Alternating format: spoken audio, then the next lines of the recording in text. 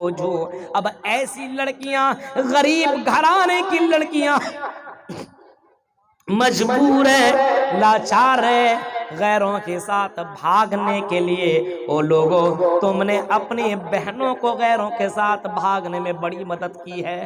اگر تم آج بھی جہیز کا کاروبار ختم کر دو، بائیکاٹ کرو اپنے یہاں سے جہیز کو، تو بہت ساری بہنوں کی گھریں آباد ہو سکتی ہے۔ بہت بہنوں کا گھر جو جلنے والا ہے وہ بس جائے گا، لیکن شرط یہ کہ حرام خوری بند کرو۔ ہو سکتا ہے تقریریں بہت سنتے ہیں، لیکن میرے بھائیو ذرا سوچئے، آج ہمارا امام مولی صاحب کامیری کر رہا ہے، 5-6 ہزار میں کیا کام کرے گا؟ ہاں، وہ تو 5-6 ہزار لوگوں میں ادھر ادھر خرچہ ہو جاتا ہے۔ بتائیے 5-6-7-8 ہزار دینے میں امام کو کیا دیتا ہے اپنے یہاں؟ آج اللہ پر کیا اللہ کو جواب دے گا؟ عذاب علیم سے کیسے بچے گا؟ میرے بھائیو ذرا سوچئے، آپ غور کیجئے، تصور کیجئے، اب حالات کتنے برے ہو چکے ہیں، آج حالات کتنے برے ہو چکے ہیں۔ تؤمنون باللہ، تم اللہ کے اوپر ایمان لاؤ، اور ویسے ایمان لاؤ جس طریقے سے صحابہ نے ایمان لایا اور جس طریقے سے صحابیات نے ایمان لائی۔ ہاں، ویسے ایمان لانے کی ضرورت ہے، اللہ دیکھ رہا ہے، اس وجہ سے کوئی غلط کام نہ کرو۔ مرثد ابن ابی مرثد کا وہ واقعہ بھی آپ نے پڑھا ہوگا۔ مرثد نے جب کلمہ پڑھا، اشہد اللہ الہ الا اللہ واشہد ان محمدن عبدہ ورسولہ، جب مرثد نے یہ کلمہ پڑھ لیا اور نبی کو اپنا آئیڈیل اور اپنا نمونہ اور اپنا آئیڈیل جب مان لیا محمد رسول اللہ کو، تو نبی اکرم کی باتوں کے اوپر باقاعدہ ہاتھ پہ ہاتھ رکھ کر کے بیعت کر لی۔ اے نبی، آج کے بعد ہم زنا نہیں کریں گے، آج کے بعد ہم شراب نہیں پیئیں گے، آج کے بعد ہم جوا نہیں کھیلیں گے، آج کے بعد ہم غلط کام نہیں کریں گے، آج کے بعد ہم حرام خوری نہیں کریں گے۔ اللہ کے نبی، ہم آپ کے ہاتھ میں ہاتھ رکھ کر کے بیعت کر رہے ہیں کہ آج کے بعد ہم زنا نہیں کریں گے۔ اور پہلے کے لوگ جو زبان دیا کرتے تھے، کہا اس کے اوپر جم جایا کرتے تھے۔ آج ہم بھی اپنی زبان سے اقرار کر رہے ہیں، لیکن کہاں؟ آج ہم نے بھی کلمہ پڑھا ہے، اشہد اللہ الہ الا اللہ، آج ہم نے بھی کلمہ پڑھا ہے کہ اللہ کے علاوہ کوئی معبود برحق نہیں ہے، وہی اللہ رزق کا مالک ہے۔ لیکن میرے بھائیوں، آج ہم روزی روٹی میں ادھر سے ادھر پھسل رہے ہیں، آج رزق حرام اپنا رہے ہیں، رزق حلال کو چھوڑ کر کے رزق حرام اپنا رہے ہیں۔ اور جب ہم نے اپنی زبان سے اقرار کیا ہے وَأَشْهَدُ أَنَّ مُحَمَّدًا رَسُولُ اللَّهِ، جب ہم نے اس بات کا اقرار کیا ہے کہ اللہ کے رسول اے محمد صلی اللہ علیہ وسلم، ہم آپ کو اپنا آئیڈیل مانتے ہیں، محمدن عبدہ ورسولہ، ہم اللہ کا رسول اور اس کا بندہ مانتے ہیں، ہم آپ کو اپنا آئیڈیل مانتے ہیں، اور آپ نے جو شریعت لائی ہوئی ہے اس کے اوپر باقاعدہ ہم پورے طور پر جم جاتے ہیں۔ اور آج بھی ہم اقرار ہم نے کیا ہے، لیکن آج ہمارے سماج کے اندر یہ زناکاری کہاں سے آئی؟ آج ہمارے سماج کے اندر یہ شراب نوشی کہاں سے آئی؟ یہ جوئے کے اڈے مسلمانوں کے یہاں کہاں سے کھل گئے؟ آج مسلمان جوئے کے اندر ڈوبا ہوا ہے، آج مسلمان شراب کے اڈوں میں آپ کو ملے گا، آج مسلمان زناکاریوں کے اڈوں میں آپ کو ملے گا۔ میرے بھائیوں، ایمان کہاں گیا جب تم نے نبی کو نبی مان لیا ہے، اور نبی اکرم نے کہا ہے کہ کوئی آدمی کسی لڑکی کو اگر ٹچ کرتا ہے، کسی غیر محرم کو ٹچ کرنا حرام ہے، کسی غیر محرم کو بغیر نکاح کے ٹچ کرنا حرام ہے۔ آج وہ سارا کام ہو رہا ہے میرے بھائیوں۔ سوچئے، مرثد ابن ابی مرثد کا ایمان کا جائزہ لیجئے۔ حضرت مرثد نے کلمہ پڑھ لیا کہ میں زنا نہیں کروں گا۔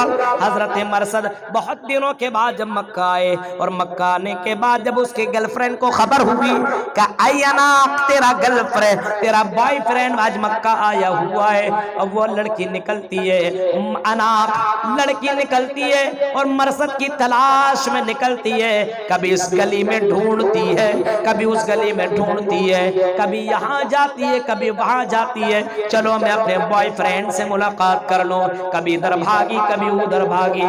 رات کی تاریکی میں چلتے چلتے اس اناق لڑکی کو مرصد آدمی مل گیا, اس کا بوائے فرینڈ ملا. بوائے فرینڈ کے پاس جا کر کے بوائے فرینڈ کو پکڑنا چاہیے اور ہاتھ پکڑ لیا. آئی میرے بوائے فرینڈ تم کہاں تھے, تیرے بغیر میری راتیں نہیں گزر رہی ہے.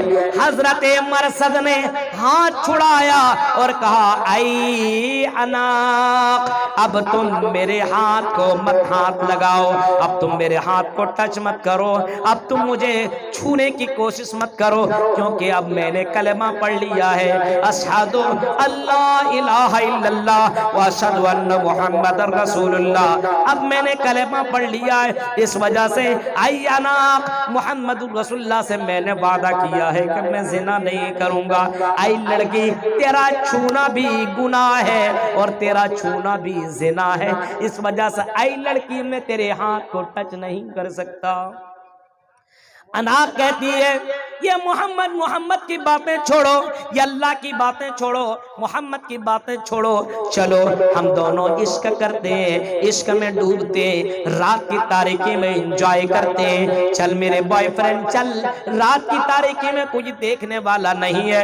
مرصد کا جواب سنو, مرصد نے کہا تھا اے اناق تم کہہ رہی ہو کوئی دیکھنے والا نہیں ہے, اب میرا ایمان اللہ کے اوپر اتنا زیادہ ہے کہ میرے نبی نے کہا ہے کہ عرش کے اندر محمد, عرش کے اندر اللہ تعالیٰ ہے, اور فرش کے اندر جتنی ساری چیزیں ان تمام چیزوں سے باخبر ہے اللہ. اس وجہ سے اے اناق مجھے اللہ تعالیٰ کے اوپر بھروسہ ہے اور ایمان ہے کہ اللہ تعالیٰ عرش کے اندر ہوتے ہوئے ہماری باتوں کو ریکارڈ کر رہا ہے. اس وجہ سے اے اناق اے لڑکی میں تمہیں ٹچ نہیں کر سکتا, میں تیرے ساتھ کوئی غلط کام نہیں کر سکتا. لڑکی آئی غلط کام کروانے کے لیے, لیکن مرصد جیسا آدمی نے اسے ٹچ نہیں کیا, اس کے ساتھ کوئی غلط کام نہیں کیا, کیونکہ اس کا ایمان تھا کہ اللہ دیکھنے والا ہے, اللہ تبارک و تعالیٰ کا ریکارڈر ہمیں ریکارڈ کر رہا ہے. میرے بھائی کو ذرا سوچئے, آج کا مسلمانوں کا اگر ایمان اتنا مضبوط ہو جائے تو جلسوں میں حسینائیں آئیں, لڑکیاں آئیں اور ایک سے کپڑے پہن کر کے آئیں, کوئی فرق نہیں پڑے گا, لیکن ایمان مرصد بن مرصد کی طرح ہونا چاہیے. لیکن میرے بھائیو ایسا نہیں ہے.